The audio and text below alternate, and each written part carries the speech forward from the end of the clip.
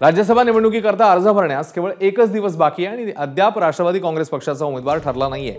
राष्ट्रवादी काँग्रेस पक्षाकडून सध्या राज्यसभेकरता पार्थ पवार, बाबा सिद्दीकी, समीर भुजबळ, आनंद परांजपे इच्छुक आहेत।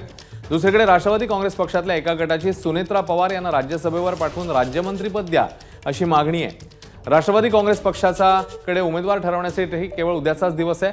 राष्ट्रवादी काँग्रेस पक्षाच्या वतीने आता कोणाला उमेदवारी मिळणार याकडे राजकीय वर्तुळाचं लक्ष आहे। तर राज्यसभेसाठी उमेदवारी भरण्याकरता गुरुवार हा शेवटचा दिवस आहे। या सगळ्याबद्दल अधिक माहिती जाणून घेऊया निलेश बुधावले यांच्याकडून। निलेश, अवघे काही तास, खरं म्हणजे एकच दिवस आता उरलेला आहे आणि तरी देखील उमेदवार ठरत नाहीये, नेमकं कारण काय आहे? कोणाकोणाची नावं चर्चेत असू शकतात?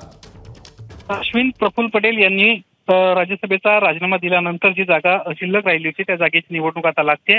हा कार्यकाळ अगदी या कार्यकाळात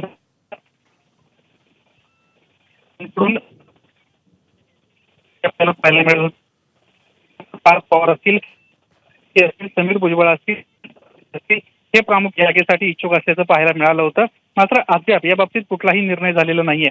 मागच्या 2 दिवसांमध्ये आणखी एक महत्त्वाची घडामोड आपल्याला घडताना पाहायला मिळते। पुण्यातून पुणे शहराध्यक्ष यासोबतच त्यांच्या टीमनं एक ठराव पास केला आणि त्या ठरावामध्ये त्यांना प्रामुख्यानं सुनेत्रा पवार यांना खासदारकी दिली पाहिजे, राज्यसभेवर त्यांना पाठवलं पाहिजे आणि जी राज्यमंत्रीपद आपल्या वाट्याला येणार होतं राष्ट्रवादी काँग्रेस पक्षाला, ते पद त्यांना देऊन त्यांना थेट मंत्री करावं अशा पद्धतीची मागणी करण्यात आली होती। त्यामुळे आता राष्ट्रवादी काँग्रेस पक्ष काय निर्णय घेतो ते पाहणं महत्त्वाचं राहील।